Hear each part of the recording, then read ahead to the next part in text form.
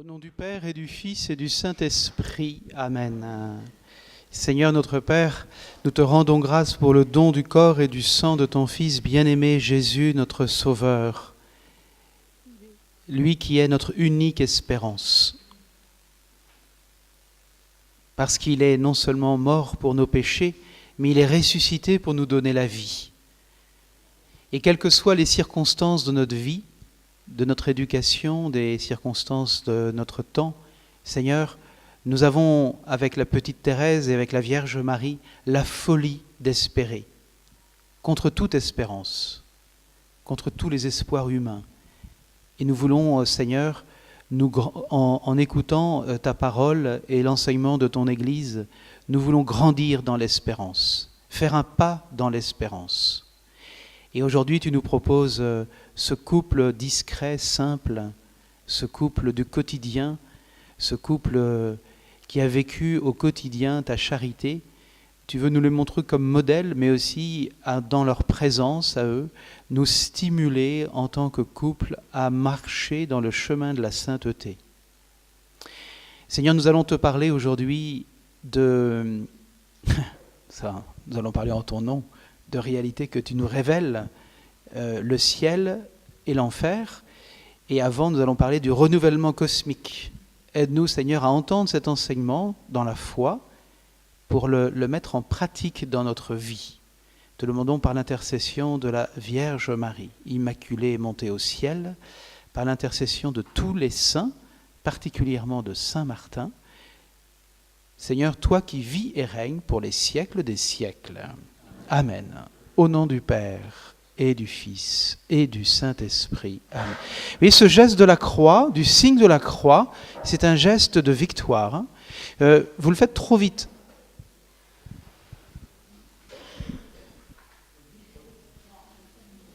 Vous le faites trop vite. Alors je le dis trop vite peut-être, mais il faut bien le faire. Pour vos enfants, c'est important qu'ils voient qu'on fasse bien le signe de la croix.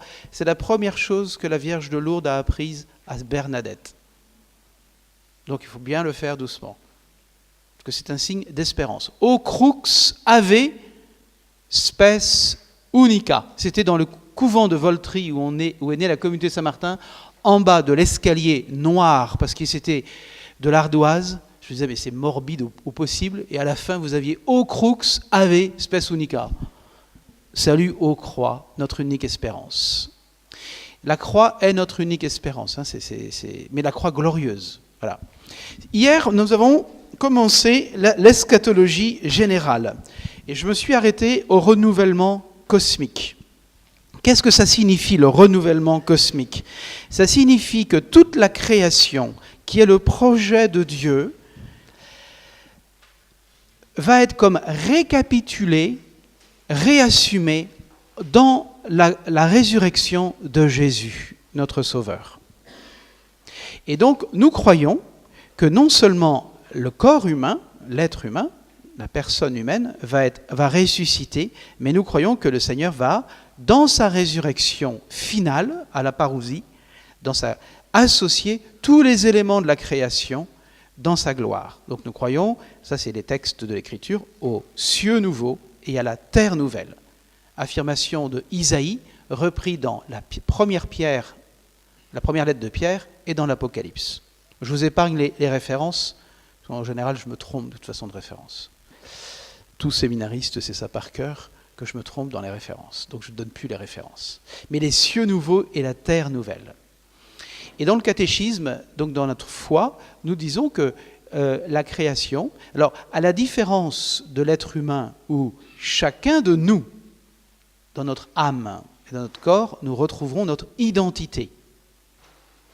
La création, elle, ça sera une création nouvelle. Donc on ne peut pas dire que tel chien ou mon poisson rouge qui est, vous savez, dans votre aquarium, là, dans votre salle de séjour, votre poisson rouge, on ne peut pas dire que c'est lui individuellement qui va ressusciter. Par contre, nous croyons que la création, d'une façon qu'on ne sait pas d'ailleurs, sera associée au renouvellement cosmique. Je vous dis ça parce qu'aujourd'hui, on vit un temps de telle confusion avec le gender, mais pire aujourd'hui, avec pourquoi un animal ne serait-il pas sauvé et ressuscité dans son corps ? D'ailleurs, ici, à Montligeon, je me rappelle très bien, une dame était venue me voir, une veuve. Elle m'a dit, Père, je voudrais vous demander quelque chose, mais qu'est-ce que vous voulez? Elle m'a dit, non, je ne peux pas vous le demander comme ça, il faut que j'aille dans votre bureau. Donc je l'ai montée dans mon bureau, enfin elle est venue avec moi, et elle avait dans un sac plastique une urne, et c'était son chien qui était incinéré. Et elle m'a dit, je voudrais que mon chien soit sur la liste des défunts ici, et il soit aussi enterré à Montligeon. Alors j'ai fait un peu comme vous, c'est-à-dire que j'ai souri, et j'ai mordu mes joues, puis au bout d'un petit 30 secondes, l'Esprit Saint a soufflé, et je lui dis, asseyez-vous madame, qu'est-ce qui s'est passé? Et en fait, cette femme, elle a vécu une galère toute sa vie. Et la seule être vivant qui lui a été proche, c'était son chien. Donc elle a vécu avec ce chien une affectivité. Voilà. Du coup, quand ce chien est mort, elle m'a dit, c'est un être vivant qui est mort, mais celui-là, il ne m'a jamais fait de mal. Mon mari me frappait, mon entourage m'a abandonné. Moi, je veux honorer. Je sais que ce n'est pas pareil que pour un homme, donc elle avait compris, mais je veux l'honorer particulièrement. Étonnant, hein? Donc j'ai laissé le temps de l'exprimer. Je lui ai dit, on ne va pas l'inscrire ici, parce qu'un chien n'a pas une âme immortelle. Par contre, le respect que vous avez pour la création de votre chien, je vais la respecter. Et je suis allé avec ma pelle. Et je sais encore où, puisque c'est là où vous vous réunissez pour la prière, mais plus bas, contre le mur ici, et j'ai creusé, je vous avoue, je fais ça de nuit, parce que j'avais un peu honte, et j'ai creusé un trou, et j'ai mis l'urne. Parce que je me suis dit, il y a quelque chose à recevoir de cette femme, en tout cas dans sa détresse. Ça m'a valu une reconnaissance énorme. Mais vous voyez, c'est important, c'est d'accueillir la personne humaine. Après, il faut éclairer. Voilà. Donc elle avait compris, en tout cas, qu'il ne peut pas être inscrit dans la fraternité. Mais peut-être que là-haut, il y aura des chiens surnaturels, des poissons surnaturels. Ce que l'on sait, c'est que ça sera une création en harmonie avec le dessein de Dieu. Sur ce, je fais une petite parenthèse. Je vous invite, mais je ne vais pas avoir le temps de le lire, je vous invite à lire 3 choses. La première, c'est le message du pape Jean-Paul II, le 1er janvier 1990. 20 ans après, le 1er janvier 2010, celui du pape Benoît XVI. Et 3e point, l'encyclique de François, Laudato Si. Pourquoi? Parce que c'est sur cette affirmation de foi, le renouvellement cosmique, donc de l'ensemble du cosmos, dans la résurrection, que l'Église catholique établit une écologie chrétienne. Il y a vraiment un discours écologique chrétien, ça vous le savez, qui se fait de 2 choses. Alors, le message du pape Benoît XVI reprend celui de Jean-Paul II, donc déjà je vous ai économisé un. Il suffit de lire celui de 2010. Et quand vous lisez celui de 2010, je l'ai relu ce matin, il dit à la fin ceci. Les chrétiens, illuminés par la révélation divine et suivant la tradition de l'Église, offrent leur contribution propre. Ils considèrent le cosmos et ses merveilles à la lumière de l'œuvre créatrice du Père et rédemptrice du Christ, qui par sa mort et sa résurrection a tout réconcilié sur la terre et dans les cieux, avec Dieu. Le Christ crucifié et ressuscité a fait don à l'humanité de son esprit sanctificateur qui conduit le cours de l'histoire dans l'attente du jour où le retour glorieux, la parousie, inaugurera un ciel nouveau et une terre nouvelle. 2 Pierre 3, 13. Ah ouais, je vous ai donné la référence, elle est bonne celle-là. Où réside toujours la justice et la paix. Donc vous voyez, nous croyons à une unité du dessein divin. Si bien que l'eschatologie catholique rejoint la protologie catholique. Proto, premier, c'est la création. Si bien qu'il y a une continuité dans l'œuvre de Dieu, parce que Dieu a tout pensé avant, et Dieu pense dans l'éternité, nous on est dans le temps. Donc nous on est dans le déploiement de l'histoire, mais Dieu il est dans l'instant. Donc ce qui Dieu a créé au début, il va en fait le restaurer, le récapituler dans son Fils à la fin. Or Dieu n'a pas créé la création n'est pas le fruit du péché, vous êtes bien d'accord, hein? Donc tout va être... Voilà. Comment? On ne sait pas. C'est une affirmation de foi, mais qui implique pour nous, du point de vue éthique, du point de vue moral, une écologie. Alors le pape nous donne plusieurs mots. Un, une certaine sobriété. Deux, la simplicité de la vie. Donc il ne faut pas chercher à vivre dans l'exubérance, parce que là, ça serait user de la création pour nous de façon égoïste. La simplicité, de ne pas gaspiller. Alors là, le pape François insiste beaucoup là-dessus. Vous voyez, ne pas gaspiller. Quelqu'un me disait hier à table, je préfère finir le plat, parce que j'ai peur qu'en rentrant à la cuisine, on le jette.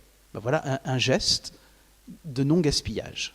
Quand on sait, en France, dans les cantines, la quantité de nourriture qui est jetée, mais ça va faire peur. Ça va faire peur. C'est insultant pour ceux qui n'ont pas à manger.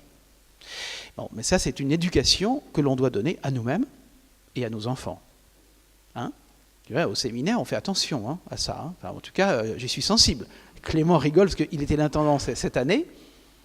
De temps en temps, je vais comme ça, sans tambour ni trompette, dans les frigidaires. Et je vais voir. Est-ce que c'est propre?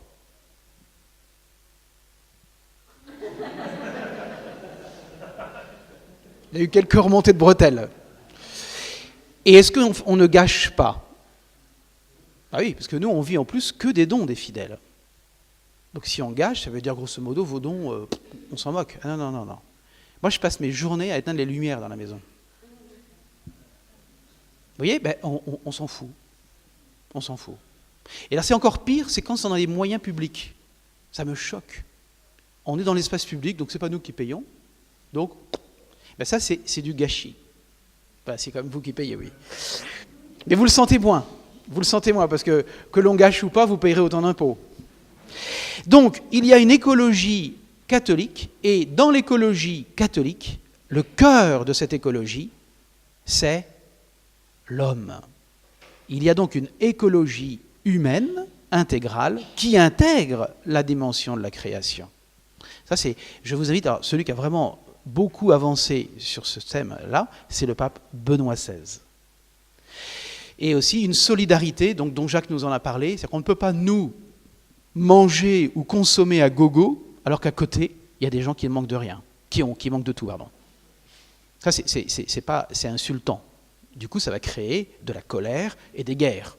Donc ça, on est d'accord, il faut qu'il y ait une répartition juste, mais ça, déjà Léon XIII le disait à la fin du XIXe siècle, hein, puis le Christ le dit dans l'Évangile, c'est-à-dire qu'il faut qu'il y ait une répartition des biens équitable, de façon équitable. Et là, on a encore un énorme travail à faire. Donc Jacques, avant de partir, m'a donné un texte du cardinal Caroline, qui est le secrétaire d'État, dans lequel il reprend tous les points qu'il nous a abordés. Je trouve que c'est très, très fortement fondé, tout ça. Vous voyez, ça, c'est lié à notre foi dans le renouvellement cosmique. C'est-à-dire que la Terre, elle est pour tous.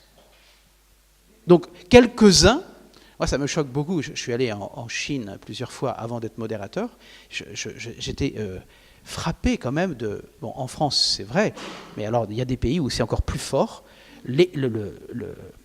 L'amplitude, j'allais dire, entre les riches et les riches comme j'avais jamais vu, quoi. Je me rappelle à la fin d'une retraite à Wenzhou, je pressais pour 13 prêtres, ils ont voulu me faire plaisir, ils m'ont invité une nuit à l'hôtel. Moi je trouvais ça un peu bizarre comme cadeau, mais bon, pour tout je me suis dit, laisse-toi faire. J'étais sur une île, un hôtel, mais j'avais jamais vu ça. Je crois que la salle de bain, elle faisait le quart de cette pièce. Je me disais, mais là-dedans, je pourrais mettre 4 séminaristes, moi. Et je me suis dit, mais qu'est-ce que je vais foutre pendant toute la nuit dans ma salle de bain, là? Alors, ça, c'est la salle de bain.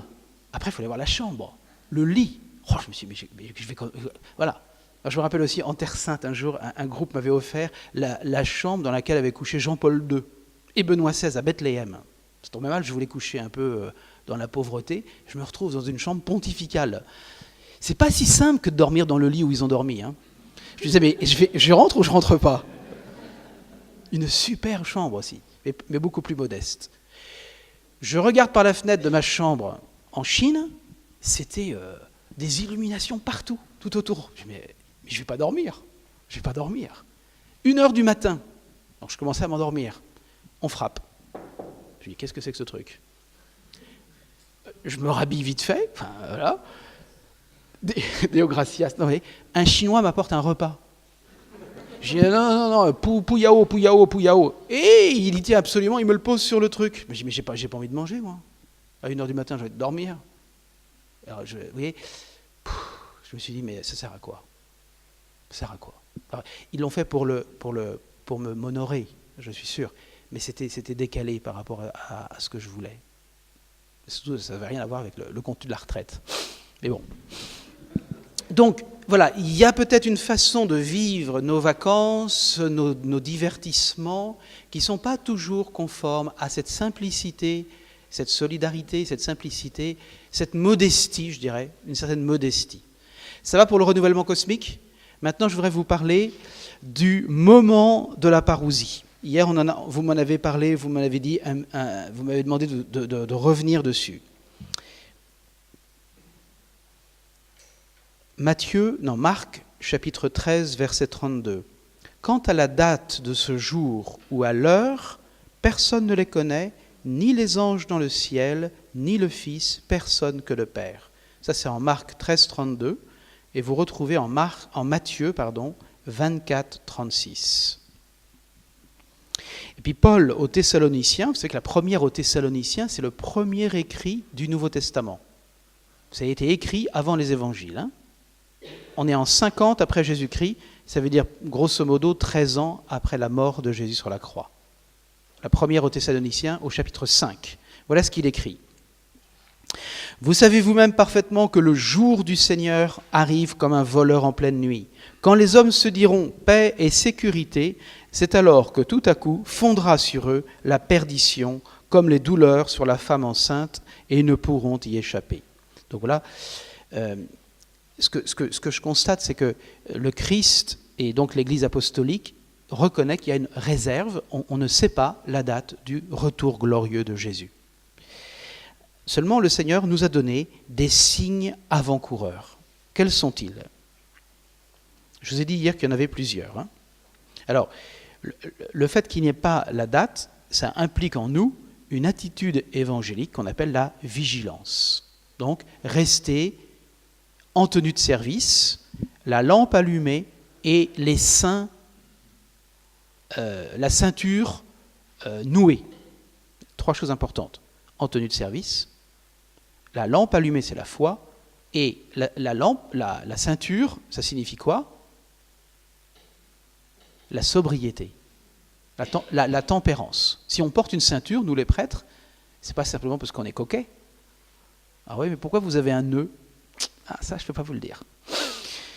Voilà. Donc, c'est pas pour faire beau, Ça intrigue. Pourquoi vous portez une ceinture nouée, vous? Il y en a qui la portent ici, et vous, elle est là. Pourquoi? Ça, c'est pas de l'eschatologie, donc je ne vous le dis pas. Donc, la ceinture, ça signifie la sobriété. Et la lampe allumée, c'est la foi. Et comment elle reste allumée? Justement, en mettant de l'huile de la foi, la prière. Les signes de la parousie. Premier signe, la prédication universelle de l'Évangile. Pour cela, je m'appuie sur Matthieu, chapitre 24, verset 14. Jésus dit, « Cette bonne nouvelle du royaume sera proclamée dans le monde entier, en témoignage à la face de toutes les nations, et alors viendra la fin. » Matthieu 24, 14. Donc l'Église recueille de cette phrase de Jésus que quand l'Évangile sera annoncé à toutes les nations, alors le retour glorieux viendra. Alors la question que vous vous posez, parce que je vois au-dessus de vos têtes, mais est-ce que ce n'est pas déjà fait? Eh bien le Seigneur ne nous a pas donné d'indication sur qu'est-ce que ça veut dire la prédication de l'Évangile. Est-ce que c'est simplement une annonce? Est-ce que c'est l'annonce et l'adhésion des hommes et des femmes à l'Évangile? Est-ce que toute la création, ça veut dire simplement connaître un peu le Christ? Ou est-ce que c'est une évangélisation en profondeur? Voilà. Donc là-dessus, ça, en fait, ça nous donne un signe, mais ça ne nous donne pas des critères très très profonds.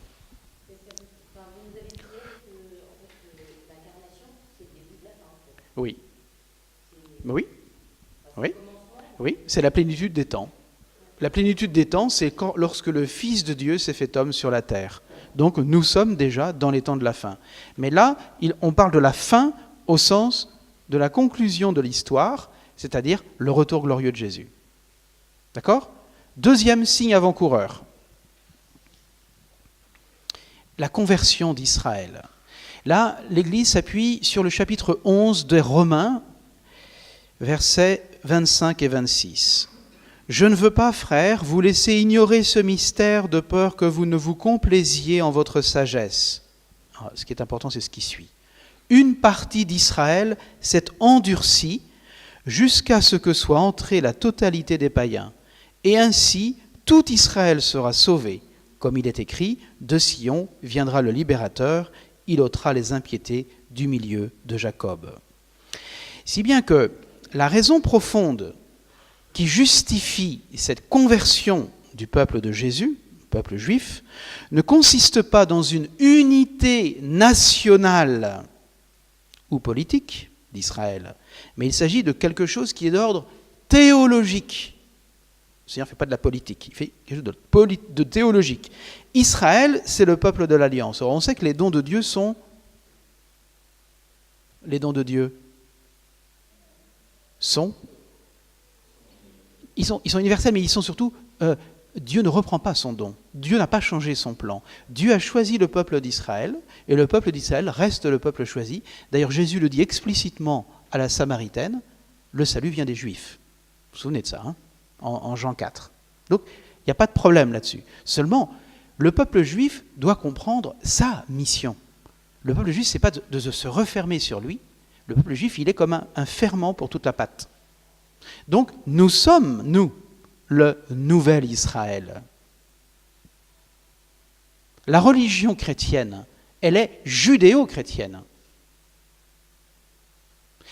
Donc, l'Ancien Testament trouve son accomplissement dans le Christ, mais le don de Dieu, historiquement fait à Israël, reste le don de Dieu. Et les dons de Dieu sont sans repentance. D'ailleurs, c'est ce que dit Romains 11, mais le verset 29. Les dons de Dieu sont sans repentance. Alors, qu'est-ce que ça signifie d'un point de vue historique ? Ça veut dire qu'il y a une partie d'Israël qui s'est durcie, qui n'a pas cru. Pourquoi ? On le voit dans les Actes. Du coup, Paul va aller vers le monde païen. Et le monde païen va connaître l'évangile du Christ. Vous savez qu'au début, ça a été chaud, hein ? Le concile de Jérusalem, il s'est réuni à cause de ça, le premier concile. Acte 15. Hein. Pourquoi ? Parce qu'il y a eu un blocage.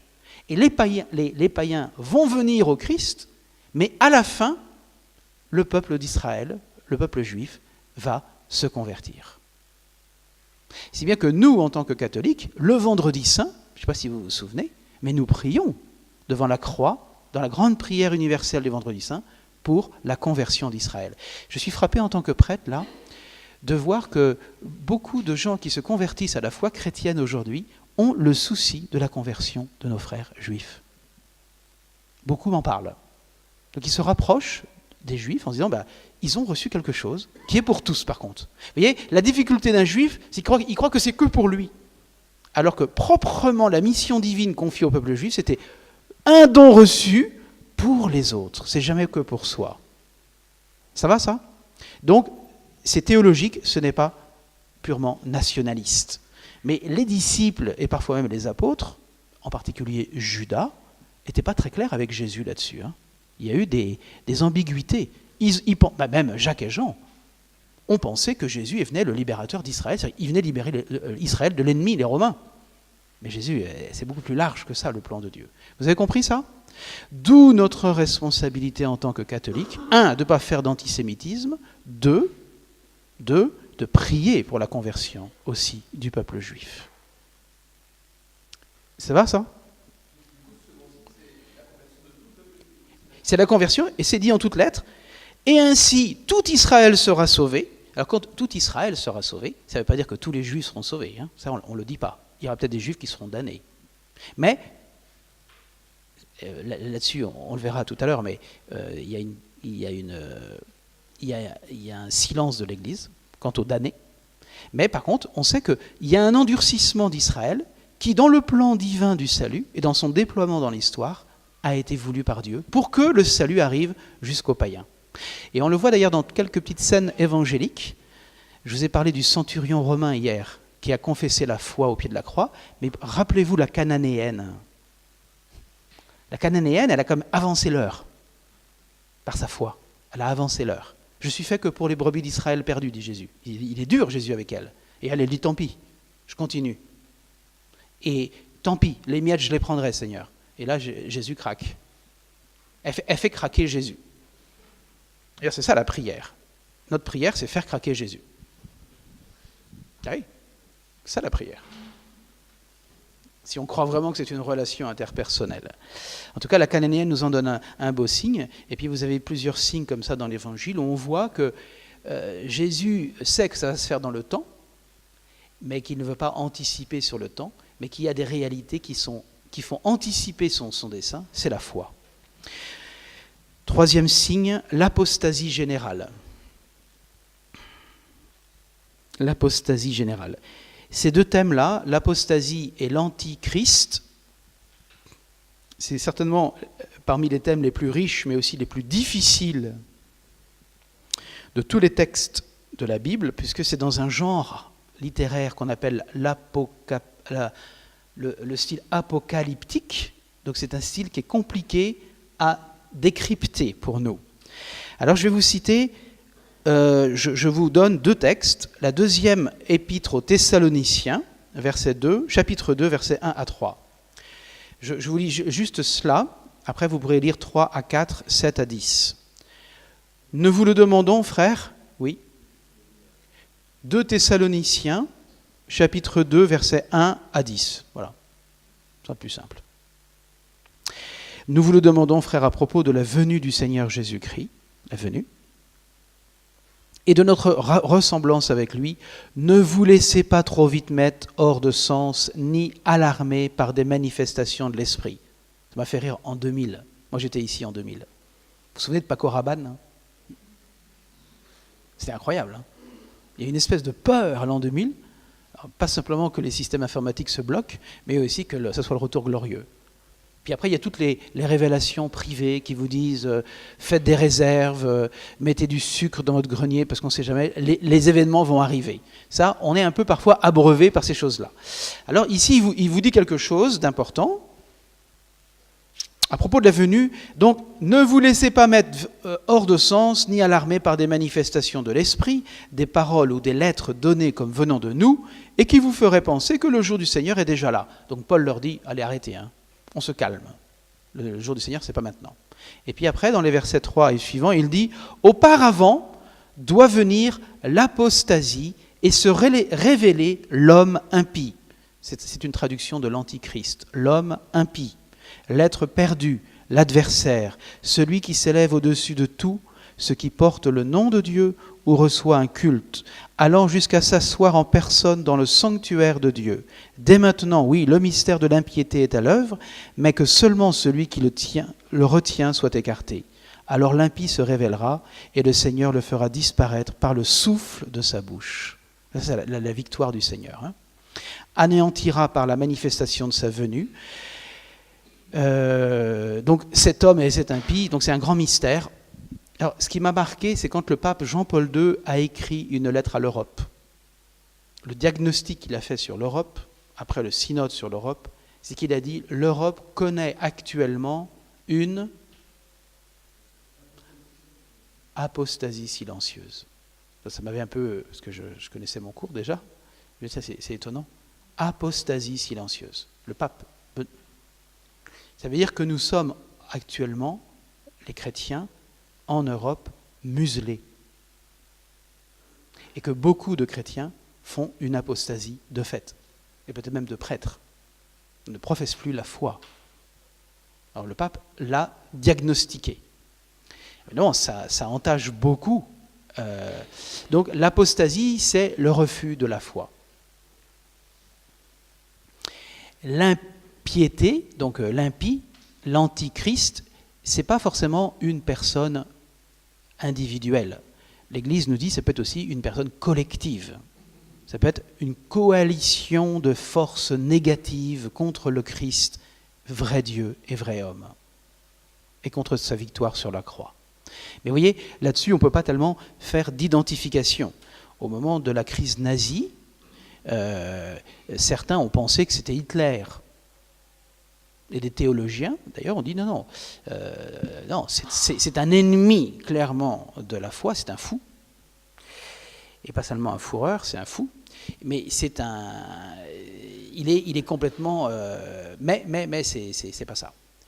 Dans le catéchisme de l'Église catholique, malheureusement, je ne l'ai pas avec moi, il est dit justement qu'à la fin, l'Église ne connaîtra pas un triomphe historique.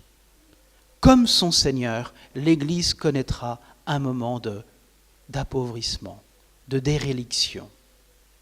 C'est très étonnant, c'est écrit en toutes lettres dans le catéchisme. Hein.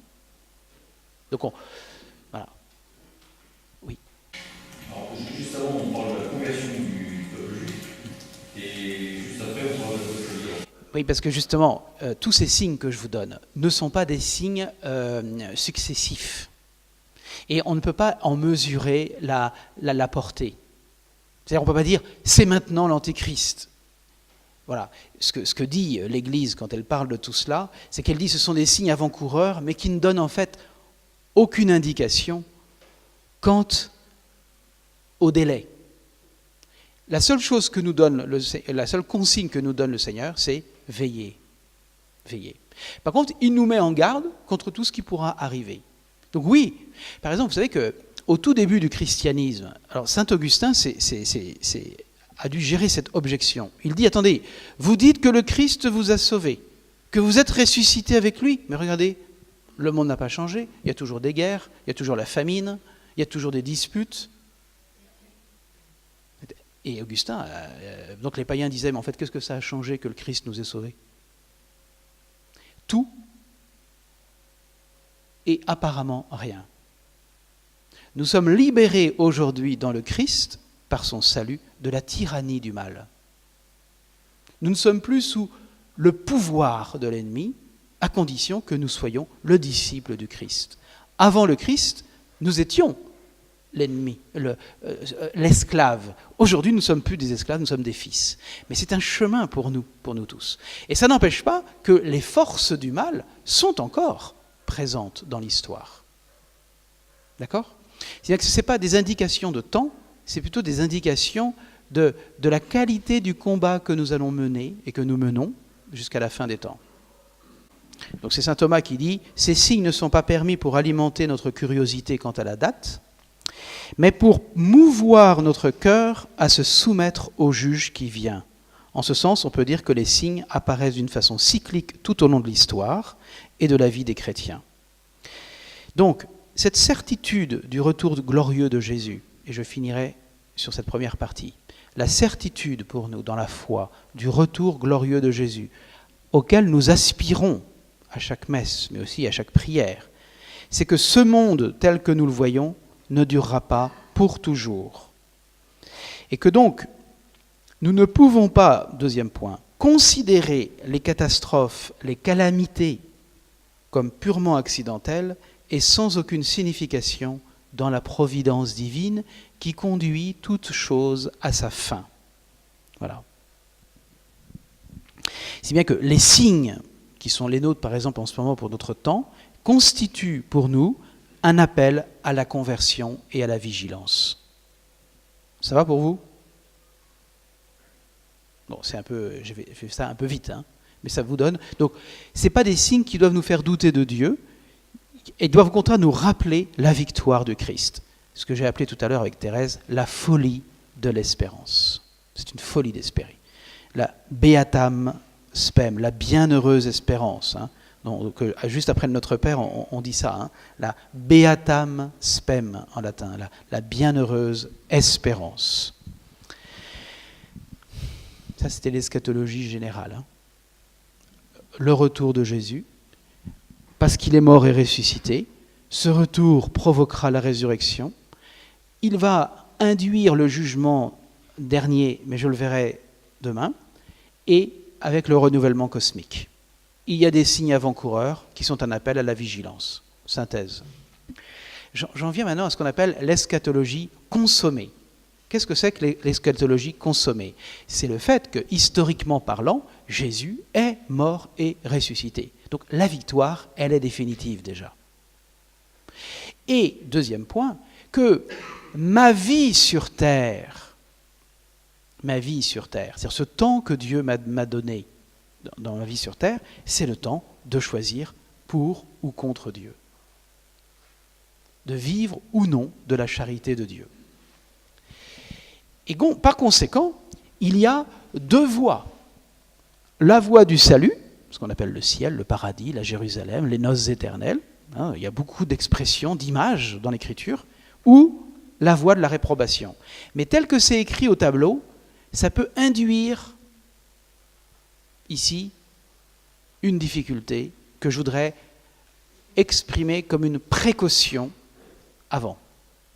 Ici, on a l'impression qu'il y a deux voies qui sont comme symétriques, le ciel et l'enfer. Or, dans la foi catholique, il n'en est pas ainsi. On ne peut pas présenter le salut, donc le ciel, le paradis, de façon symétrique avec l'enfer. Ce ne sont pas deux réalités qui sont équivalentes ou symétriquement équivalentes. La seule chose que l'on voit, il y a une espèce de détermination de Dieu. Dieu veut que tous les hommes soient sauvés. Si bien que ce qui est premier, et c'est très important, parce que quand on affirme de foi le ciel et l'enfer, parce que les deux sont de réalité de foi, il faut bien vous rappeler que théologiquement, il y a une hiérarchie dans les dogmes. On n'affirme pas de la même façon le ciel et l'enfer. On affirme, c'est comme si je vous disais, le soleil et l'ombre. C'est pas pareil, c'est pas la même nature. Vous comprenez ça? Parce qu'il n'y aurait pas de soleil, il n'y aurait que de la nuit. Donc, qu'est-ce qui commande? C'est le soleil ou c'est l'ombre?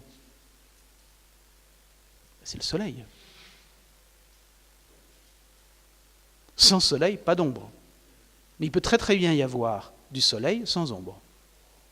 Vous comprenez? Ce ne sont pas donc deux réalités symétriques, comme si que je fais un pas là, je vais en enfer, je fais un pas là, je vais au ciel.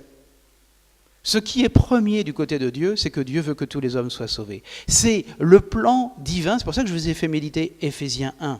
C'est le plan divin du salut. Et Dieu est presque entêté, je pourrais presque dire, obstiné au moins, dans son désir de nous sauver. Ça va, ça? Ce n'est pas de réalité.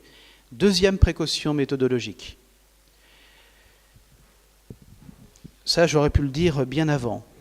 Les mots que nous utilisons pour exprimer ces réalités eschatologiques, y compris d'ailleurs résurrection, parousie, tout ça, tous les mots qu'on utilise sont des mots qui sont les mots de notre langage. Et dans ces mots, nous, par exemple, communion des saints, même le mot résurrection, ce sont des mots qu'on utilise, mais ces mots-là sont empreints, bien évidemment, de notre temporalité et de notre dimension spatiale. Parce que ce sont des mots humains. Or, dans ces mots humains, il va falloir injecter des réalités indicibles, parce que divines. Donc les mots sont des supports, mais n'enfermez pas la res, dit saint Thomas, dans l'énoncé de la res. N'enfermez pas la réalité du salut ou de la réprobation dans les mots, l'énoncé, qui expriment cette réalité. Est-ce que j'ai bien donné? Ces deux précautions sont fondamentales. Troisième précaution. Vous vous souvenez de la première? C'est quoi la première précaution? Les deux dogmes ne sont pas symétriques. Deuxième précaution. Les mots qu'on utilise, le Concile de Trente, vous voyez déjà, 16e siècle, avait rappelé à tous les fidèles, et pas seulement aux pasteurs, faites attention, le langage que nous utilisons est forcément un langage humain. Bien sûr, le Christ a utilisé ce langage. Mais si vous voyez, d'ailleurs, Jésus ne fait pas d'ailleurs de grands traités systématiques, Jésus. Il utilise des images. Il va utiliser il utilise des paraboles. Parce qu'il a conscience, Jésus, qu'entre les mots humains qu'il utilise, lui, le Verbe incarné, et la réalité que ces mots contiennent, il y a une différence. Ça va? Troisième précaution. Toute réalité eschatologique est forcément une réalité qui n'est pas seulement individuelle, mais communautaire. Et là-dessus, je vous rappelle un proverbe japonais qui m'a bien plu. Ils disent « Rappelez-vous dans votre corps qu'il y a une plaie qui ne cicatrise pas. » Le nombril. Voilà une maman. Vous avez tous votre nombril. C'est la marque que pour naître à ce monde, j'ai eu besoin de quelqu'un. D'ailleurs, on le voit là dans cette session. Je le vois à table en particulier. Vos enfants ont besoin de vous. Encore. Plus tard, ils vous diront... Actuellement, c'est papa, maman. Puis après, c'est... Puis 17 ans, 18 ans, on se dit « Ah, en fait, il était pas mal, papa. » Puis après, on les voit partir, nos parents, puis on se dit « Est-ce que j'ai vraiment utilisé tous les moments pour m'occuper d'eux ?» Voilà, enfin, on va pas revenir là-dessus, parce qu'on l'a déjà dit. Le nombril est la marque dans mon corps que pour naître à ce monde, j'ai besoin de ma mère. Donc, ma mère, c'est l'humanité. Eh bien, l'Église dit que pour naître au monde de Dieu, que ce soit le ciel ou l'enfer, il y a aussi des solidarités nécessaires. Il y a une solidarité dans le bien, la communion des saints, une âme qui s'élève, élève le monde. Par exemple, notre session, là, va élever un peu la terre. C'est fou, hein? Votre pèlerinage de tout à l'heure, si vous lâchez des choses, vous allez être plus léger. Vous êtes d'accord? Si vous lâchez des choses, qu'est-ce que vous allez lâcher? Tous vos motifs de désespérer. Tous vos doutes. Ça, je peux vous dire, ça pèse énormément lourd dans votre vie. Ça se voit. Lâchez ça. Et là, vous allez marcher léger, le cœur léger avec Dieu. Vos soucis, vos tristesses, lâchez ça. Eh bien, quand vous vous allégez, vous élevez le monde. Ça, c'est grand. Hein? Donc, ce que nous sommes en train de faire, là, c'est que nous sommes en train de faire du bien à l'humanité. J'en suis sûr dans la foi, moi. Par contre, quand tu tombes, ça j'y pense souvent, moi. Quand tu tombes, tu fais obstruction à la grâce. C'est un peu comme si, je vous disais, il y a le feu, il y a le feu, puis je me mets là, et je vous bloque. Je pense souvent de cette image-là. Quand vous, en tant que parent, vous n'êtes pas à la hauteur de votre vocation de parent, vous bloquez la grâce à vos enfants. Et quand moi, en tant que prêtre, je ne suis pas à la hauteur de mon sacerdoce, je tombe et je vis dans la médiocrité, je fais obstacle à la grâce que je vous dois. Parce que nous, un prêtre qui ne parle pas sur le vie, un prêtre qui néglige la parole de Dieu. C'est pour ça que saint Paul dit à Timothée, soigne ton enseignement. Pourquoi? Parce que sinon, je vous donne de la bouillie de chat et qui ne va pas vous aider vraiment dans la foi.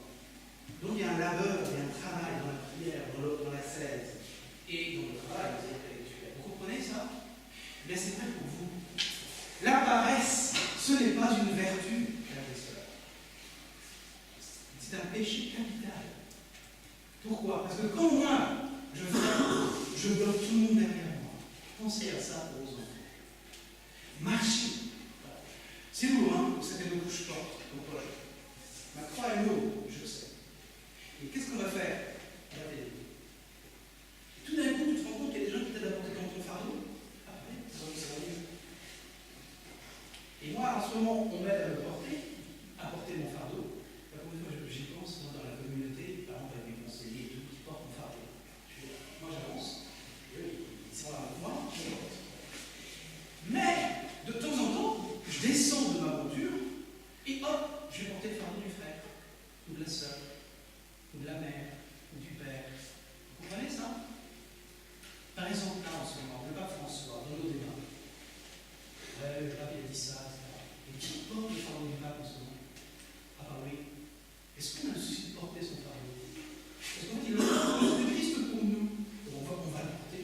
Ça ne nous intéresse pas. Et je lui ai dit dans le creux de l'oreille, quand vous savez, il y a des petites photos là. Je lui ai dit, vous avez compris pour vous. Et on lit tous les jours le texte. Et on vous aide. Parce que celui qui porte toute l'église sur le dos, il a besoin d'entendre. Il promène. Et on fait le bruit. Parce que si on dit le fardeau est encore plus lourd, vous mettez des pieds encore plus dans son sac. Ça. Donc nous Donc c'est la communion des saints, oui. En fait, j'en parle parce que comme je ne vais pas en parler vraiment, nous sommes solidaires les uns et les autres dans notre montée vers le ciel. Mais quand une âme s'abaisse, elle abaisse le monde. La réciproque a été dite par Jean-Paul II dans Reconciliatio et Penitentia en 1984. C'est-à-dire qu'une âme qui s'abaisse, abaisse le monde aussi. Et le pape, après, va dire il y a même des structures de péché. Il n'y a pas simplement le péché personnel, il y a même des structures de péché qu'il faut dénoncer. J'ai rendu l'idée ou pas ? Maintenant, on en va au ciel. Alors là, il faudrait l'éternité. Le Concile Vatican II, quand il parle du ciel, il dit cette formule que je vous invite à noter. Elle n'est pas belle, mais elle est puissante théologiquement. Elle n'est pas belle au sens, elle n'est pas poétique, mais elle est théologique. Il parle de la vie éternelle dans la gloire du Christ. Et j'aime beaucoup qu'on rappelle que la vie éternelle dans la gloire du Christ. Parce que pour nous, la vie éternelle, elle a un visage, c'est celui du Christ. En fait, la vie éternelle, c'est Jésus. C'est entrer dans le cœur, le brasier ardent de Jésus. Parce que Dieu est un feu dévorant. Ça me marque beaucoup quand je pense à Marie, d'ailleurs je crois que je l'ai dit à l'Assomption, mais Marie est une femme de feu, elle s'est laissée totalement embraser par le feu divin. Hébreux 12, 29, Dieu est un feu dévorant. Et c'est l'expérience qu'a faite Moïse sur la montagne. Dieu est un feu. Il ne consumait pas, mais il est brûlant, il est ardent. Dieu est un feu. Si toi tu es disposé au feu, tu vas être embrasé par le feu de l'esprit. Et ça c'est le ciel. La vie éternelle dans la gloire du Christ. C'est donc recevoir ce dont Jacques l'a très bien dit, j'ai failli applaudir, mais on ne le fait pas pendant les homélies, quand il a dit « le ciel, on ne le mérite pas ». Ma mère me disait ça quand j'étais petit. « Faut que tu mérites ton ciel ». Maintenant, je lui dis « non, maman, on ne le mérite pas ». « Impoli !» Ben écoute, maman, oui, mais ça ne se mérite pas, un ciel. « Comment ça ne se mérite pas ?» « Non, on le reçoit gratuitement de Dieu. » « Ah bon ?» Ma mère, elle est très sainte pour ça, parce qu'elle écoute ce que je dis quand même un peu. Parfois, pas toujours, parce qu'elle a peut-être raison d'ailleurs, mais bon. Le ciel, on le reçoit comme un cadeau de Dieu. Qu'est-ce que c'est que le ciel ? C'est l'état d'achèvement et de bonheur parfait que l'homme fidèle à Dieu recevra pour toujours à la fin de son pèlerinage terrestre. Vous voyez, toutes les aspirations au bonheur, même à la perfection, comme hier, un peu dans le débat hier soir, tout cela va trouver son terme au ciel. Le numéro 1025 du catéchisme, il est très important. Ça te fait rire ? Pourquoi ? Ben non, mais attends, ça fait 28 ans que je le répète. Je sais pas, mais c'est... Tu t'imagines le chirurgien qui est en train de faire une opération qui dit « Mince, comment ça s'appelle ce truc ?» Moi, je connais ça parce que je dirais, je suis un bon perroquet. Le numéro 1025, sauf que de temps en temps, je me trompe de numéro. Mais là, je ne crois pas, parce que je m'en souviens par cœur. Il dit une chose qui m'a beaucoup marqué. Il dit « Nous sommes en fait ici-bas en crise d'identité. Parce que nous sommes en demi-teinte. Pour une part, il y a la lumière de Dieu, mais il y a encore les ténèbres. Pour une part, il y a la joie éternelle, et pour une part, il y a les tristesses de ce monde. Parce que le péché, ça entraîne la tristesse, forcément. Hein. Et le catéchisme dit, au ciel, on trouvera notre vraie identité. Si bien que ici-bas, on est tous en crise d'adolescents. Oh ben, on croyait être des adultes. Non. Vous serez vraiment un adulte, selon Dieu, c'est-à-dire dans la perfection de votre être, au ciel, quand le Christ sera tout en vous. Ici-bas, nous sommes des adolescents. Ou pour le dire à la... comment il s'appelle, le psychologue, là ? Si, celui qu'on va voir en nous. Anatrella, il dit nous sommes des adolescents. Adolescents. Donc nous, ici-bas, nous marchons dans la foi parce que nous conjuguons lumière, ténèbres, joie, tristesse. Au soir de notre vie, si nous entrons, alors nous jouirons de la gloire en contemplant clairement et définitivement le Dieu un et trine tel qu'il est. Nous verrons Dieu de nos yeux. Ça, c'est ce que vivent les saints du ciel. J'aimerais beaucoup vous en parler, mais parce que il faut beaucoup contempler le ciel. Je vais le faire en lien avec le thème qu'on a abordé hier, l'amitié. Vous savez que saint Thomas d'Aquin, c'est un peu révolutionnaire, il définit l'amitié. L'amitié, c'est ce qui va nous unir à Dieu définitivement. La charité, il définit la charité comme une amitié. Qu'est-ce que c'est que le ciel ? Le ciel, le bonheur du ciel, ça sera la consommation de l'amitié offerte gratuitement par le Christ. Je ne vous appelle plus serviteur, je vous appelle mes amis. Parce que tous les secrets du Père, je vous les ai révélés. Et là, on les verra. Tous les secrets du Père. On va entrer dans tous les secrets de Dieu. Et ça, ce sera une grande source de joie. Sur Terre, on peut avoir des avant-goûts de ça. J'ai la grâce vraiment d'avoir entendu des gens me dire vraiment une joie indicible. On aimerait d'ailleurs que ce moment dure pour l'éternité, que ce moment ne passe pas. Ça peut être un moment dans une contemplation d'un paysage, ça peut être un moment dans la communion eucharistique, ça peut être un moment d'amour entre vous. Il y a des moments comme ça que Dieu nous donne, ce sont des avant-goûts de la vie éternelle. Et on en a besoin sur notre chemin, parce que Dieu nous visite aussi. En fait, le ciel, c'est être avec le Christ. Philippiens 1, 23. Être avec le Christ. Souviens-toi de moi quand tu seras dans ton paradis. Vous vous souvenez, le bon larron. Qu'est-ce que répond Jésus ? Sur la croix. Qu'est-ce que dit vraiment Jésus ? Il commence par quel mot ? Non. Aujourd'hui. Aujourd'hui, avec moi, tu seras au paradis. Et bien là, vous avez la définition du paradis.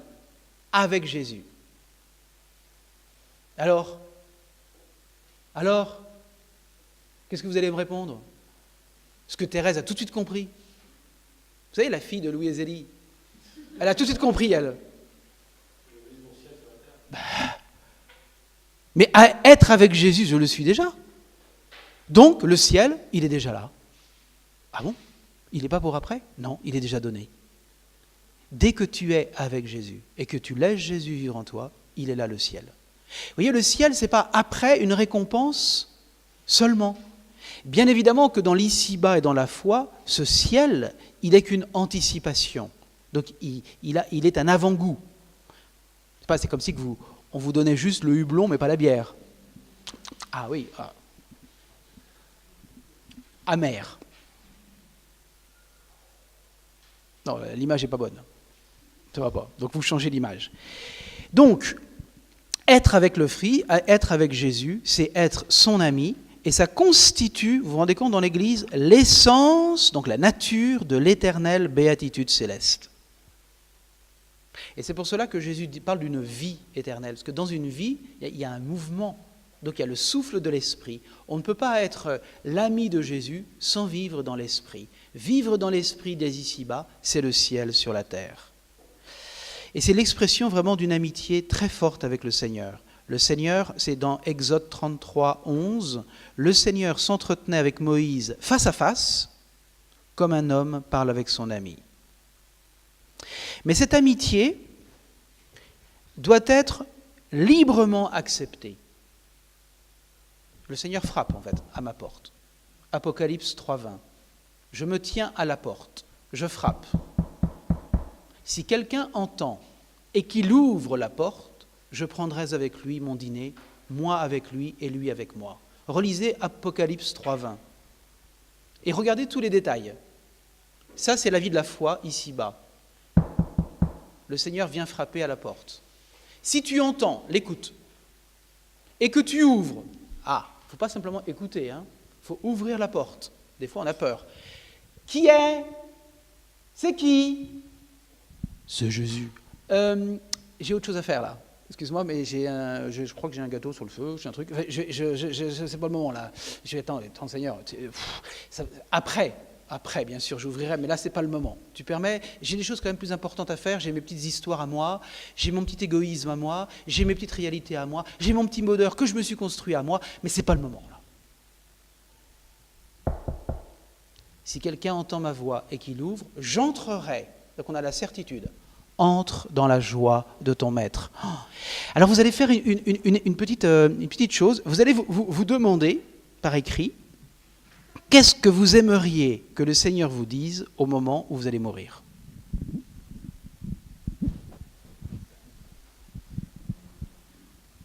Qu'est-ce que vous voulez? Là, imaginez que vous pouvez mourir alors à l'os. Vous n'avez pas des choses plus gaies? On peut très très bien mourir aujourd'hui. On ne sait pas. Donc l'idée que la bonne mort, c'est celle qu'on n'a pas préparée et qui va nous prendre soudainement, c'est une idée païenne. Dans la litanie des saints, autrefois, on disait des mortés, de la mort imprévue et soudaine, libera nos domine, libère-nous Seigneur. Donc on doit préparer sa mort.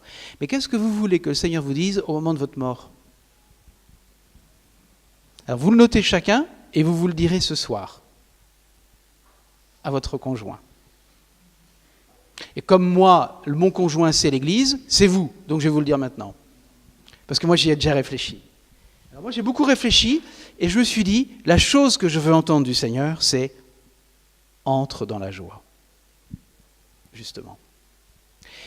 Vous savez, Dieu est joie. Je voudrais que vous le notiez. Parce que vous n'êtes pas convaincu. Et je vais vous le prouver. Scientifiquement, bibliquement, Dieu est joie. Le ciel, c'est entrer dans la joie de Dieu. C'est tout. Et quand on dit la joie de Dieu, ça veut dire que Dieu est joie. 3 versets. Jean 15, 11.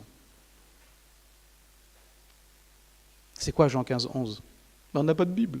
Oh. Il faut le savoir par cœur. Je suis venu pour qu'ils aient ma joie surabondante. Ma joie. J'aime bien le ma. C'est pas la joie. Je suis venu, donc c'est le mystère d'incarnation et rédemption, c'est la descente du Fils de Dieu, pour qu'ils aient ma joie. Frères et sœurs, approchez-vous de Jésus pendant cette session. Si le soleil de Jésus vient à vous, la tristesse va s'estomper. Jésus est le remède à nos tristesses. La tristesse, c'est un regard tourné sur soi. Alors là, il ne faut pas regarder son nombril, là. Autant tout à l'heure, je disais le nombril, c'est le rappel que j'ai besoin d'une mère pour venir dans ce monde. Autant là, il ne faut pas regarder son nombril. Il faut regarder vers le Seigneur. Celui qui regarde vers lui, psaume 33, sera sans ombre ni trouble au visage. Sans ombre ni trouble au visage. Psaume 33. Donc, entre dans la joie de ton maître. Vous êtes convaincu par Jean 15, 11 ? Non. Non, je vois. Jean 17, 13. Là, on est dans la prière sacerdotale de Jésus. Qu'est-ce que dit Jésus ? Bon, là, je vais le lire. Donc, Jésus prie là. Il prie son Père. Jean 17, 13. C'est magnifique. Jésus prie, et dans sa prière, il dit ceci à son Père. Là, il ne nous parle plus à nous, il parle à son Père. Maintenant, je viens vers toi. Le mystère, donc, de la rédemption. Jésus dit, je viens vers toi. Jésus ne parle pas de sa mort, hein. Il parle toujours de son retour au Père. Je viens vers toi. C'est très beau, hein. C'est ça la mort pour Jésus. Il est venu du Père, et il nous a rassemblés pour nous conduire vers le Père. Je viens vers toi, et je parle ainsi dans le monde. Donc, tout l'évangile nous a été donné. Pourquoi ? Je parle ainsi dans le monde, afin qu'ils aient en eux-mêmes ma joie complète.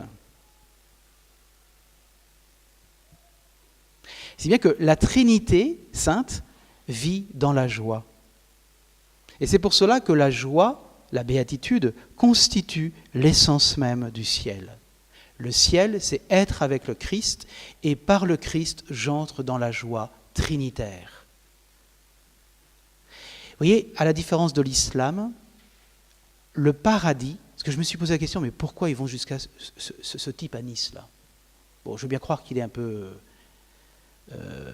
il est fou, bon, qu'il ait un peu une case en moins, mais il l'a fait quand même pour aller au paradis. Donc c'est quand même intéressant de se poser la question, mais qu'est-ce que c'est que ce paradis? Et puis, si c'est ça le paradis pour eux, le prix du paradis, que c'est de bousiller les autres, mais quelle conception ils ont de la vie? Or nous, si on sait ce que c'est que le paradis, parce que le Christ nous l'a révélé, ça change notre vie. La conception qu'ils ont du paradis, c'est une conception qui est, excusez-moi, démoniaque. Et c'est pour cela que pour eux la vie n'a aucun prix. Ni la leur, ni celle des autres. Mais nous, Dieu est venu pour que nous ayons la vie, parce que Dieu est le Dieu des vivants. Et le paradis, c'est pour ça que je vous fais méditer sur le paradis. C'est pas simplement pour après, il est déjà maintenant. Et c'est pour ça qu'on a du respect pour tout être humain. Parce que tout être humain, même notre ennemi, est appelé à partager la vie de Dieu. Vous m'entendez, hein? C'est pour ça qu'on a du respect pour tous les humains, nous.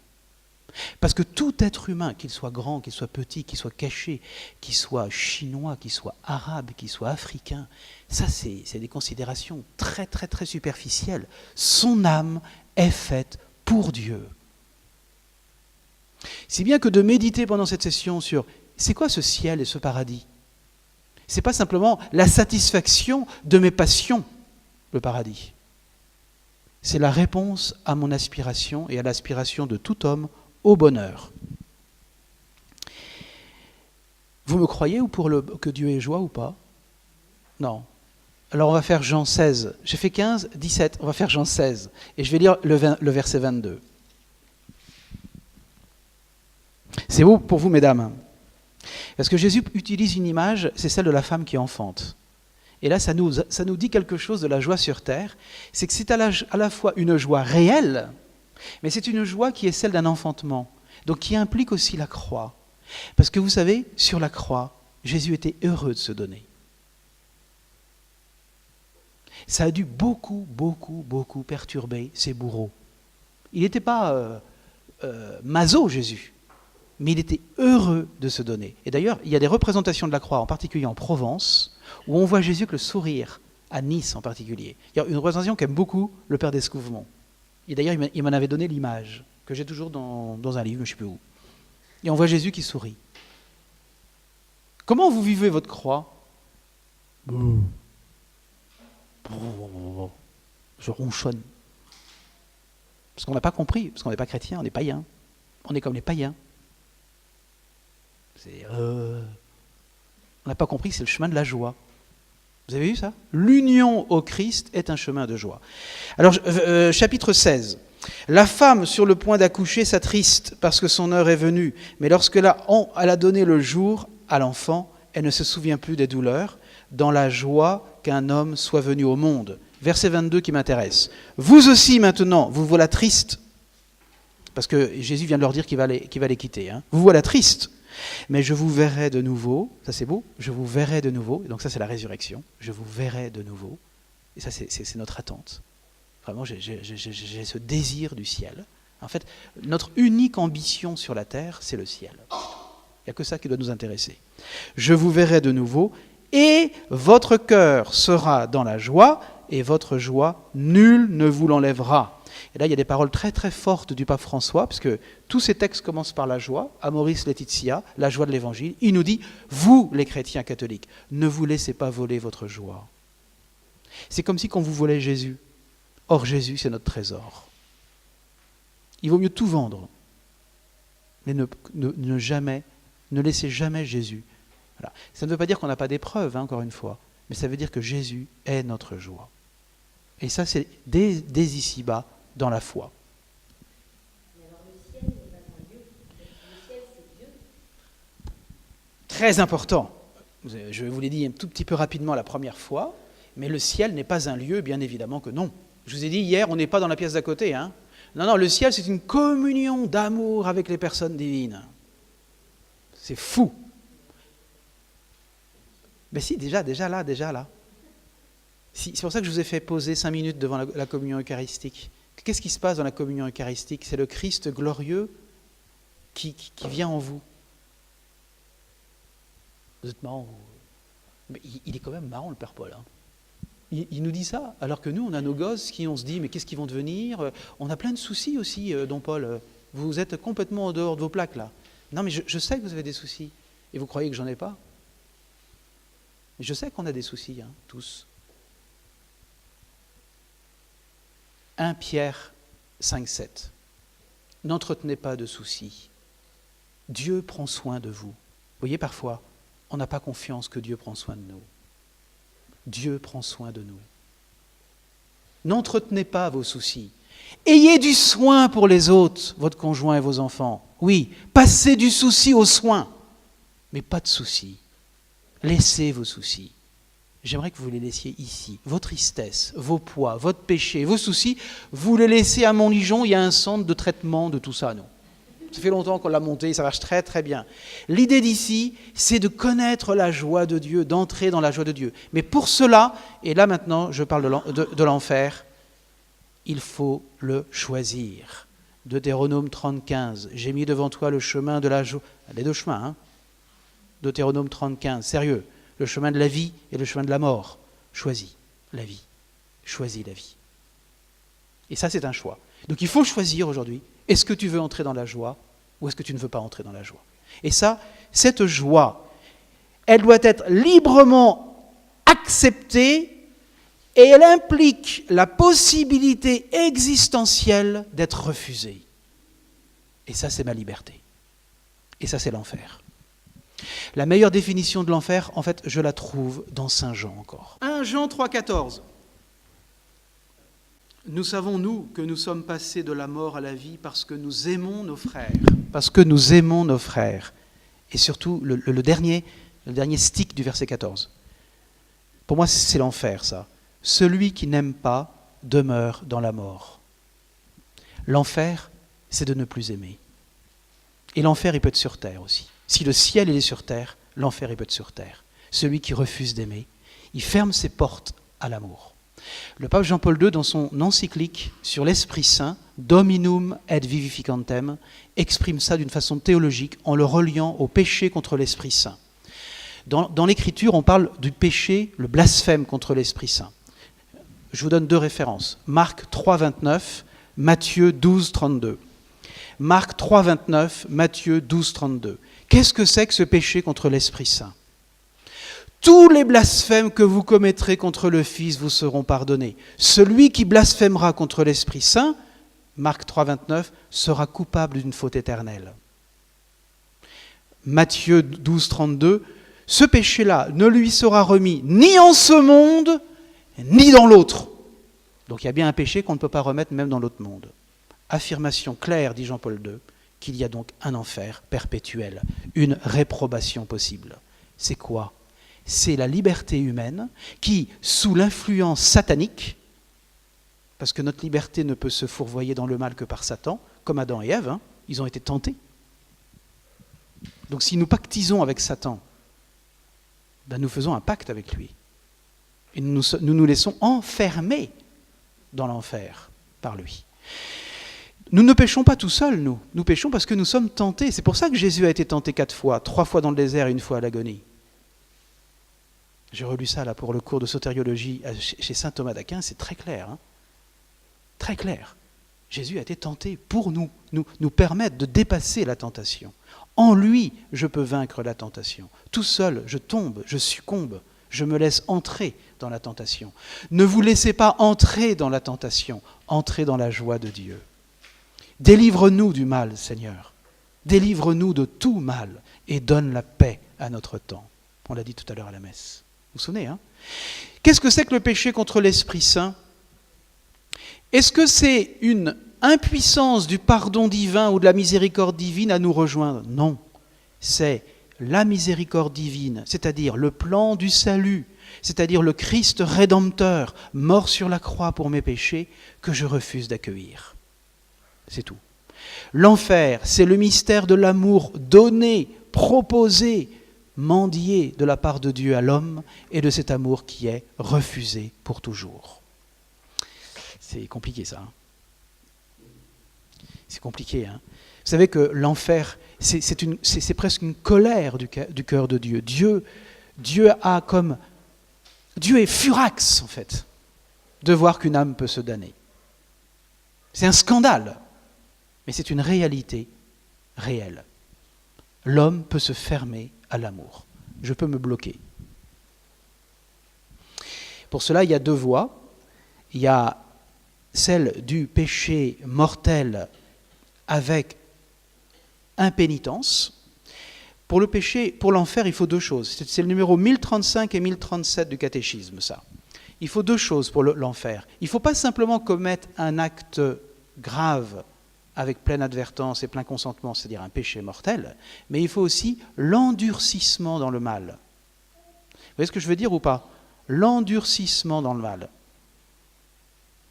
Quelqu'un qui commet quelque chose de grave dans sa vie, voire même, par exemple, je pense à un avortement, une femme ou un homme qui a consenti à l'avortement, c'est un acte grave.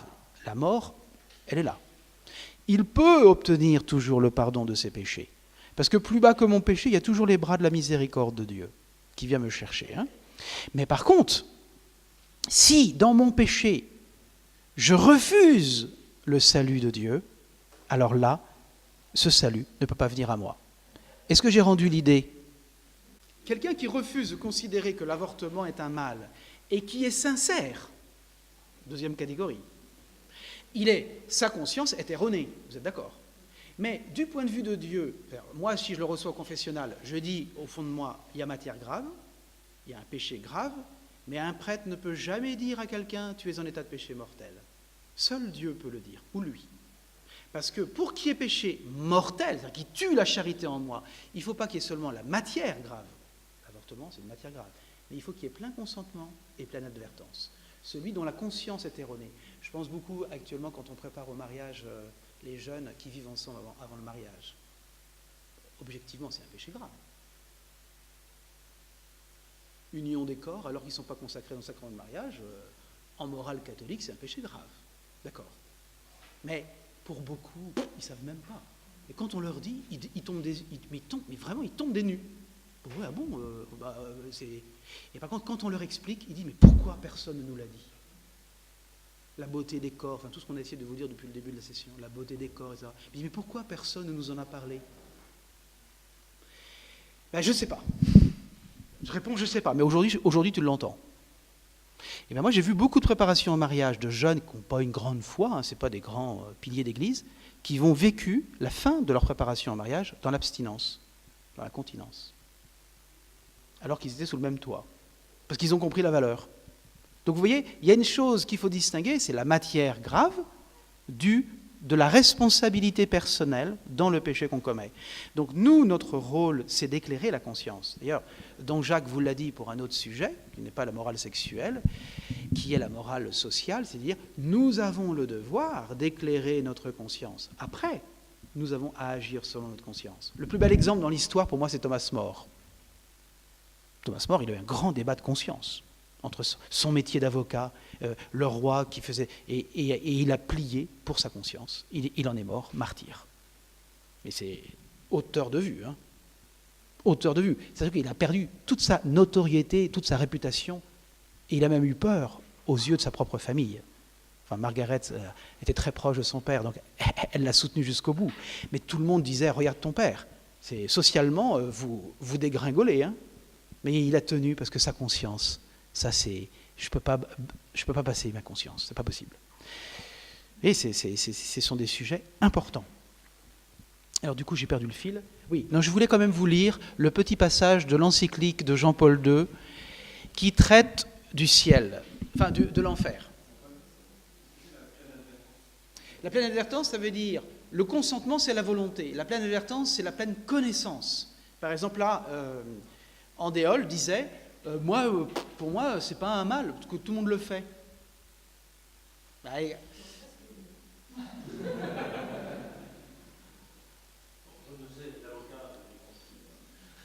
Oui, mais souvent les gens disent, nous, en tout cas, c'est notre pain quotidien au confessionnal, ou dans les contacts avec les gens, surtout dans ce sanctuaire où les gens viennent de n'importe quel, tout azimut, je dirais, les gens, ils viennent avec ce qu'ils sont.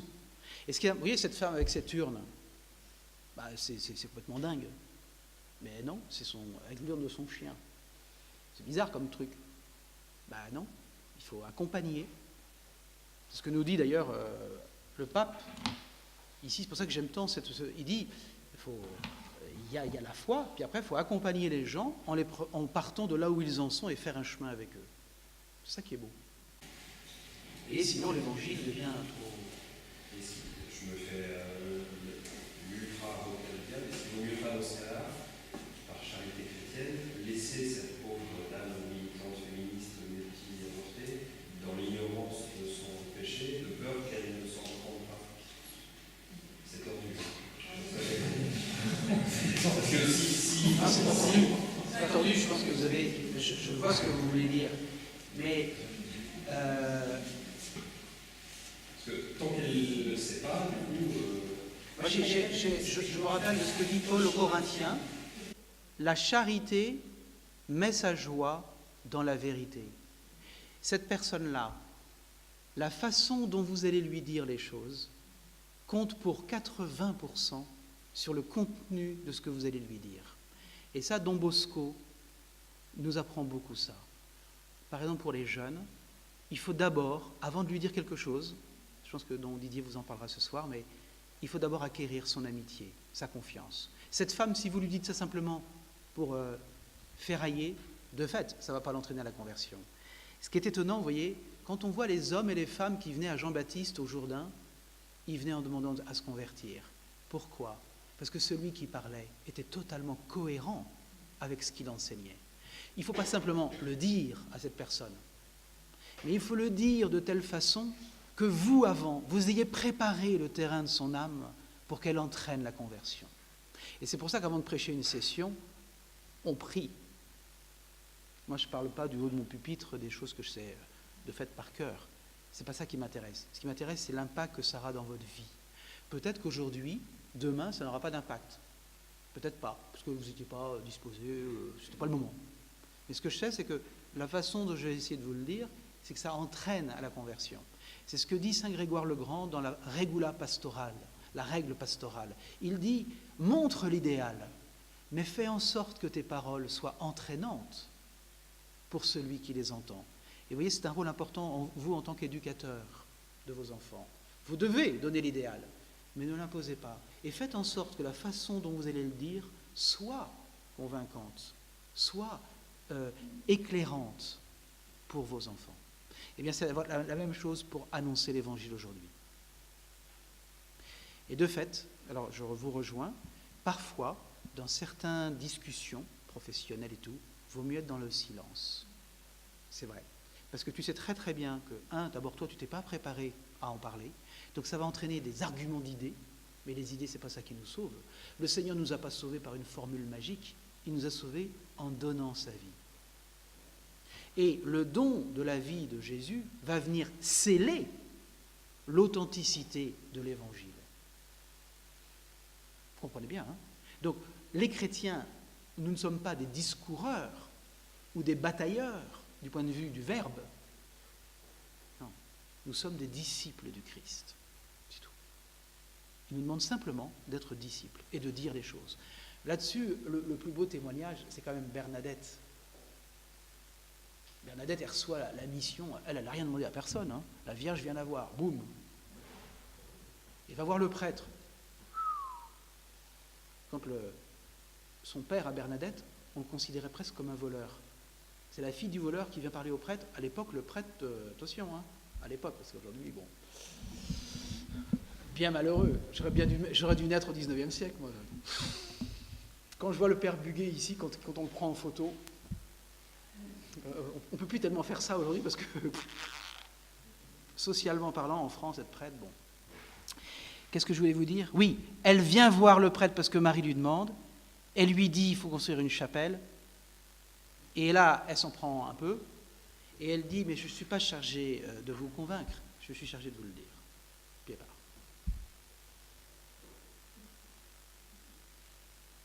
Mais la Vierge Marie a fait le travail dans le cœur du prêtre avant. Eh bien ça, c'est très important pour nous dans la façon dont nous devons annoncer l'Évangile. Alors ce qui est très étonnant aussi, c'est que parfois, mais ça vous l'avez peut-être vu en tant que chrétien dans le monde, c'est qu'il y a des gens qui viennent à vous, alors que vous n'avez pas tellement dit que vous étiez chrétien, parce qu'ils vous ont repéré, de façon invisible, ils voient, c'est drôle, ils voient en vous quelqu'un qui est porteur de quelque chose de plus. À ce moment-là, vous avez une très grave responsabilité. Et c'est là où il faut se former pour vraiment, à ce moment-là, il faut, alors c'est un peu la parabole du semeur, hein, il faut lancer la semence. Je ne sais pas si j'ai vraiment répondu à votre question, mais vous voyez, on n'est pas discoureur. Voilà. Donc, l'enfer, c'est de ne pas aimer. L'enfer, c'est le refus de l'amour. Jean-Paul II, après j'arrête là parce que Jean-Paul II dit ceci.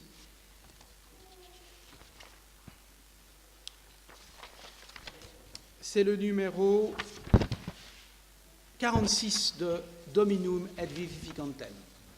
J'arrête avec ça. Hein. Pourquoi le blasphème contre l'Esprit Saint est-il impardonnable, écrit-il. En quel sens entendre ce blasphème? Saint Thomas d'Aquin répond qu'il s'agit d'un péché irrémissible de par sa nature, puisqu'il exclut les éléments de grâce auxquels est accordée la rémission des péchés. C'est-à-dire qu'en fait, ce n'est pas parce que Dieu ne peut pas pardonner, c'est parce qu'il exclut le fait qui va être la condition préliminaire pour nous de recevoir la rémission des péchés. Selon une telle exégèse, le blasphème ne consiste pas à proprement parler à offenser en parole l'Esprit Saint, mais il consiste à refuser de recevoir l'Esprit Saint agissant en vertu du sacrifice de la croix. Si l'homme refuse cette manifestation de l'Esprit Saint, qui a le but de nous sauver, il refuse en même temps la venue du Paraclet, cette venue qui s'est effectuée dans le mystère de Pâques en union avec la puissance rédemptrice du sang du Christ, sang qui purifie la conscience des œuvres mortes. Si Jésus dit que le péché contre l'esprit ne peut être remis ni en ce monde ni dans l'autre, c'est parce que cette non-rémission est liée, comme à sa cause, à la non-pénitence, c'est-à-dire au refus radical de se convertir. Tout à l'heure, je vous disais qu'il y avait deux voies. Hein. Il y a la voie du péché grave, mortel, je tue ma belle-mère, ras-le-bol. Et là, j'ai pas du tout de remords. Et puis il y a une voie bien pire. Il y a une voie bien pire pour laquelle nous prévient, c'est l'affadissement. C'est la petite voie, enfin, c'est la planche qui c'est ça, vous voyez. Il y a le péché grave, boum, on tombe. Et puis c'est la pente douce qui nous conduit au mal. Ce que dans l'Église on appelle les tièdes, l'affadissement de l'âme. Dieu vomit les tièdes, c'est dans l'Apocalypse. Hein. Dieu vomit les tièdes. Soit chaud, soit froid, mais ne soit pas tiède. Donc il y a aussi cette voie qui me conduit vers l'éloignement de Dieu. Alors on appelle ça l'affadissement, on peut appeler ça... c'est une espèce d'endurcissement, hein, c'est un éloignement de Dieu qui fait beaucoup souffrir le cœur du Christ. Surtout quand il vient de personnes consacrées, c'est-à-dire les prêtres, les religieux, religieuses et les couples mariés. Pourquoi? Parce que vous êtes consacrés, hein, je vous l'ai dit. Je vous l'ai dit à la messe. Donc ça blesse beaucoup le cœur de Jésus. En allant en pèlerinage tout à l'heure, nous allons demander des choses. Je crois que votre besace est pleine de demandes pour Louis et Zélie Martin. Mais vous allez aussi en réparation. Un pèlerinage a toujours une dimension de réparation. Ici, quand on vient ici, je souhaitais que les gens viennent aussi en réparation. Parce que Dieu nous a tellement aimés qu'il nous faut réparer. Réparer le mal que nous avons fait. Parce que nous avons fait le mal. Nous avons utilisé notre intelligence, notre volonté, nos mains, nos yeux, notre cœur pour le mal. Et surtout parfois notre langue. C'est-à-dire les paroles blessantes, humiliantes, et parfois les malédictions aussi. Parfois même contre Dieu, même si on n'a pas osé prononcer le nom de Dieu. Nous allons aller comme des pauvres devant Louis et Zélie Martin. Il faut y aller vraiment avec un cœur contrit et humilié, parce que tel est le cœur qui plaît à Dieu. On n'y va pas sûr de nous, on y va comme des petits. Parce qu'on n'entre pas au ciel par orgueil, on rentre au ciel par conformité à Jésus, qui est humble et doux. Donc il nous faut demander cette grâce-là. J'aimerais vraiment que ce pèlerinage, il y a un avant et il y a un après pour chacun d'entre nous, et vous allez le faire aussi pour les prêtres de ma communauté. Amen pour aujourd'hui.